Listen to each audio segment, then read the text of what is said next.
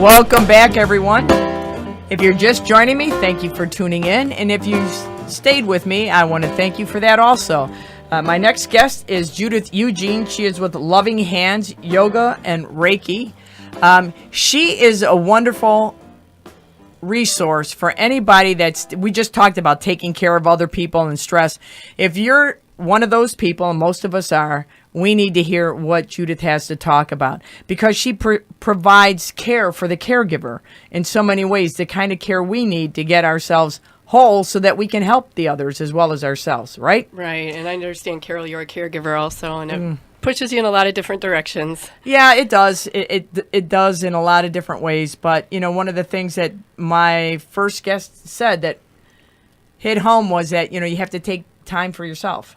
Otherwise, you're really, she didn't say this, but I'm saying it, you're no good to anybody then, because you're only like fulfilling a fourth maybe of what you should be doing. Right. So talk to me. We're going to talk a little bit about meditation. Right. Meditation is a wonderful tool for being able to recharge, and it's something that's very portable. You can do it yourself just about anywhere. So it's sometimes good to take a class maybe to learn, but it's something that if you can learn just the basic tools like we're going to learn today, you really can't do it yourself if you can just grab a quick 5 minutes somewhere. And sometimes that's all the time we have during the day is just grab a quick 5 minutes. But I think a lot of people are scared to try meditation. There's a big myth out there that we have to completely clear our minds of thoughts. And we're sitting here thinking, how are we possibly going to shut it off? Exactly. We have so much that we keep track of every day, which is wonderful. Our minds serve us very well. We get a lot accomplished. But meditation, in its purest sense, people who can spend hours and hours and hours in meditation, people like Buddhist monks that have supportive environments for that, they can completely clear their minds. But the rest of us, what meditation is really about is taking some time just to realize that we have a choice over where to place our attention and therefore where to spend our energy. And that when we start to make a choice then about whether to follow our thoughts or to redirect our attention back to our chosen form of meditation. So that's really it. It's just a very gentle ping pong game back and forth of realizing when we realize we're wandering off in thought, we just bring it back to our chosen meditation. So when you talk about meditation, are you talking about going to a specific location? Like, some people have a certain room where they do it. Or do you think that you really can get the full impact, the full benefit if you do it just wherever you are? You can, either one. Some people find it more comforting to have a very special dedicated place with maybe a special little type of altar that they've created, maybe some nice music and a candle that can help to bring people into that meditative place. Also, too, if you share your home with other people, sometimes that's your little signal. Yeah. When my door is closed, I'm meditating, please do not disturb. But really, when you do start to understand what meditation is, you can literally do it anywhere. It's just about really being in the present moment, not being carried away with your thoughts, really being present with whatever might be happening. One of the things that I found from meditation when I meditate is I use headphones with tones that get you into the alpha and the delta brain waves. And it kind of just lulls you there. And that's about the only way that's the way I prefer to do it, because even though I know I can't shut off my brain, because thoughts will invade while this is going on, at some point they must shut themselves off, because the next thing I know, the music has the tones, have stopped. And that means 45 minutes has gone by, and I feel like I've only been there for 10. Wonderful. So it works. I mean, it's doing whatever it's supposed, even though I don't think it's doing it. You know what I mean? Right. Yep. So that's one of the ways that I've chosen to do it. And Wayne Dyer? Yes. Wayne Dyer has a book, and he has a meditation CD, the I Am meditation. Okay. I don't know if you've ever heard of it, but that's the one that I choose to listen to, and it's tones. I am is the word for God, in the beginning of the Bible when they called Abraham and he says, here I am, I am. So at any rate, this is the theory of it. And the tones that I listen to, somebody created it. I don't know who it is off the top of my head. And it's tuning forks or whatever. And they are saying I am over and over in different tunes, different tones. Right. So that's kind of cool. Yeah, but whatever it is, it gets me to where I need to go. But I had to find something because I could not just sit. And that's a good point that you make. There are lots of different types of meditation, and it's important to try several different types because different people think differently, and different things will hold our attention where other things won't. So sometimes there are things that involve meditations that involve looking at something. So a candle flame meditation where you're studying the qualities of candle flame, or listening, like the tones that you talked about, or listening to a guided imagery meditation where they're talking you through being in a very peaceful setting and engaging all of your senses and imagining that you're really there. Right. And there's chanting meditation, all kinds of different meditations. So the good news is that people can usually find something, like you said, that they relate to. There's so many. That's a great point. There are so many different ones. And with your yoga that you do meditation? Do you bring that into the yoga? That's a really important part of meditation. In fact, the meditation that we do at the end is done in a yoga pose called Shavasana, and it's actually considered a pose in yoga, doing the final resting meditation at the end. And it is about just understanding that our thoughts will wander off. The statistics say we have between 100,000 and 500,000 thoughts every day. So when you sit down to meditate, sometimes it seems like, oh my gosh, I'm having all these thoughts. You're just noticing how many thoughts you really have. They're there all the time, but usually you're just, whatever you're focused on is what you're focused on. Right. But it's crazy how the brain processes things. Yeah. And it's all a big file. It's all a big computer up there. And that's when you notice it, like you said, when you're trying to get quiet, when you're trying to do something, that's when you realize that there's all this outside chatter going on inside. And it's difficult. So, Loving Hands, it's help for the caregivers. Where are you located, Judith? In Cleveland Heights, but we actually go out as well to places where people need us. So I have a yoga and Reiki studio in Cleveland Heights, and then I also go on location. I work with senior adults. I work with little kids. Also do a lot of discussion with family caregivers about stress management, and meditation is a really great tool for that. Do you do anything with let's say, assisted living facilities? Mm-hmm. Do you help them at all? Are you able to get out and get the word out to them about this? We actually do, go into the assisted living and talk with the seniors about the things that they're facing. They go through a lot of grief and a lot of loss, a lot of frustration and anger, and I go in and just talk with them about this and give them tools for dealing with things. And a lot of it goes really hand in hand with accepting what we can't change, and that's a tough one for all of us. I know. Oh, yeah. We have a lot of investment in things turning out a certain way, so the seniors find it really helpful just to give them a safe place to talk about the things that they're going through, and meditation is one of the tools that I let them know about. Now, with your yoga, I'm going to say classes because I don't know what else to call them. That's right. Mm-hmm. Okay. How many people are usually there? I have a very small studio, so I have 4 students and myself. So usually people who are just maybe starting a yoga journey, or maybe took yoga many years ago and are getting back into it, and for whatever reason just prefer a smaller kind of, private or semi-private arrangement rather than jumping into a big studio environment. Yeah, I could see where that would be very beneficial, especially if you're self-conscious because you don't know what you're doing. I mean, I'm putting myself out there. It would be much easier to get started that way, where you feel like you're not going to be judged or laughed at. Although that does not happen. I do know it does not happen when you go to these sorts of things because everybody's there for the same thing. We're going to take a break. When we come back, we're going to have another guest, and I've asked Judith to stick around because I want to talk about some more of the things that she offers for caregivers. So stay with us. You're listening to What Women Want on Integrity Radio, WINT 1330 AM.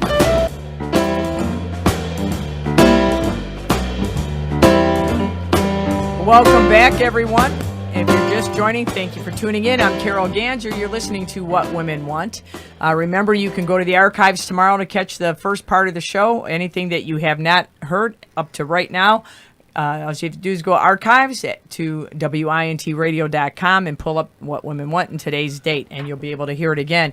And Judith Eugene is back with me. She was kind enough to stay on. She is with Loving Hands Yoga and Reiki, and she provides care for the caregivers. She's got some great advice. And we were talking about meditation, and that it's one way that people can definitely take time out for themselves to help themselves. But let's talk a little bit more about that.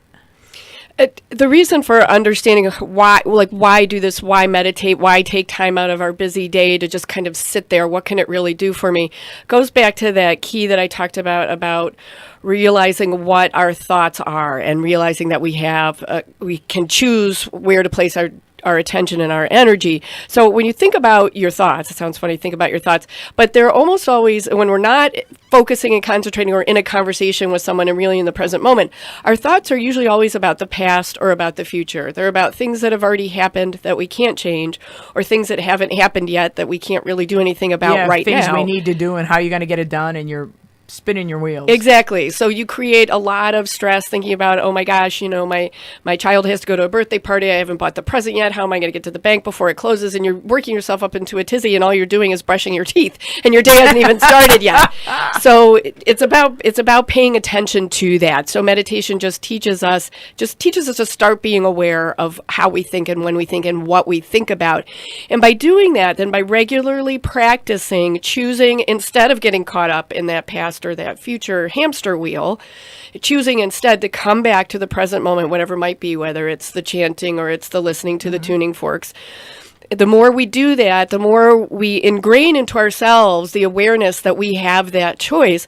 And then eventually what happens in the rest of our daily lives, we get much better at not getting caught up in the drama of a situation. When something stressful or unpleasant or unexpected happens, we're much better at just dealing with the facts. So meditation helps us to deal with the facts, to stay in the present moment and not get carried away with drama and emotion. Same thing will happen then eventually the more we practice meditation in our regular lives, just being able to respond instead of react. And those are two different things. Absolutely two different things. And I know for myself, when I'm not taking care of Carol, doing the things that are important for me to be able to be kind to myself, I tend to react as opposed to the other. So, and that's not good. I mean, it's like a knee-jerk reaction. It's not going to take care of you. Like, you're always putting out fires instead of planning, and so that the fires don't erupt. Right. And that's so important. But you get, and I'm not making excuses. I know where I stray off is that you get so wrapped up and get sucked in to everything around you that sometimes you got your foot in that vortex and you got to pull it out, so that you don't get totally sucked in and take care of you. Yep, exactly. And you're right. It's all about awareness, just remembering we have the choice and making the choice whenever we can. We can't always. Most of the time we're in the middle of having to do a whole lot of things that sometimes are not totally under our control. So being able to claim that little spot, our little meditation spot, helps us regain some of that control and peace. One of the things that Wayne Dyer says is that every time you get to a red light, you can take that 30 seconds or whatever as a moment to just take in a deep breath and exhale it slowly, let it out, and just relax. And if you do get into the moment too much, not to worry. The guy behind you will let you know when it's time to move on. Exactly. And it's true. I mean, if you're really having a tough day, I listen to that. I listen to a lot of books on CD when I'm driving and stuff. And I thought, that's really a good point, because that is time you're just sitting there looking at, okay, you're going to change light, not going to change, you're getting yourself even more worked up. But to just take in, because our breathing and being aware of our breathing is so essential to helping us relax, that just taking that 30 seconds or a minute, whatever that light is, just to breathe in and just let it out slowly to the count of 10, and then do it again if you can. I thought that was great. And then he was right. The guy behind me will let me know if I'm relaxed and when it's time to go. And I won't even get upset then when the guy beeps at me. Right. It's like pressing a reset button. Yeah. Thank you, mister. It's time to go on, or the gal, let's say the gal behind us. I don't want to seem like I'm just picking on guys, but women are much more aggressive these days, I think, than men when it comes to driving anyway, because they've got all the stress, I guess. I don't know. But it's a way, like you said, it doesn't take much. Just that little bit of breathing in and letting it out slowly and being aware of that breath is very helpful. Right. And do you discuss that? I'm sure you discuss that in yoga. You do. Yeah, and you bring up a really good point about, I think a lot of people say, well, gosh, I don't have 30 minutes a day to go sit and be someplace ideally quiet and perfect. You can do, the studies show 30 minutes a day is a good amount of time if you can do it. Most of us don't have that time. So if you can only claim 5 minutes a day, it's best. Frequency and regularity are more important than length of time. So that's really important to remember. If you can do 5 minutes a day, that's better off for you than doing 30 minutes once every, couple weeks or once a month. Right. Because again, it's all about just reminding yourself that you have that option. You can make that choice about where to place your attention and your energy. Now, let's talk about your website. Sure. LovingHandsYoga.com is the website, and I actually have a little button on there that you can push and download some meditations that you can try even today. So just go to www.lovinghandsyoga.com. Look for the tab at the top that says Positive Living, and there's a button there that says Download Free Meditations. And there's a whole list of other classes that we offer for caregivers of all ages, whether you're caring for yourself or you're caring for someone else. And we do them, as I said, either in my studio or we go on location, go to businesses. And yeah, I was just going to bring up, you do workplace wellness programs. Exactly. Yeah. So anybody out there listening, if you feel that this is something that you could benefit from, or your coworkers could benefit from, this might be something that you might want to bring into your workplace on a lunch hour, like a lunch and learn, where Judith could come in and educate you a little bit about this. I don't know how you run your program, but I think that that's excellent to be able to bring into the workplace, because that's where we spend most of our waking hours. It is. And where we pick up a lot of our stress and anxiety, which happens to overflow then at home a lot of times. So if you think that this is something you like to get into your workplace, Judith, where's the best way for them to reach you? My phone is area code 216-408-5578, or they can go to the website, as I said, www.lovinghandsyoga.com. So all you HR people out there, or anybody who is involved with benefits, this is something you might want to contemplate doing for your employees. I know the Cleveland Clinic has brought in a lot of wellness programs for their employees, including yoga, Reiki, because they realize the value of it, not just for patients, but I do know that they do it for their staff. Oh, they have a wonderful wellness program for their staff. They do. Judith, it's been great having you on. And I Thanks, want to have Carol. you back again. It was good to run into you so that we could get you back in here again. And my listeners, thank you for joining me. Remember that there's no promise of a tomorrow. Tell the people you love today how much you love them. Give forgiveness to those you've been denying it to. And make sure you keep God in your life. You'll be glad you did. Until we get together again next week, I'm Carol Ganser, thanking you for joining me on What Women Want, Integrity Radio, WINT 1330 AM.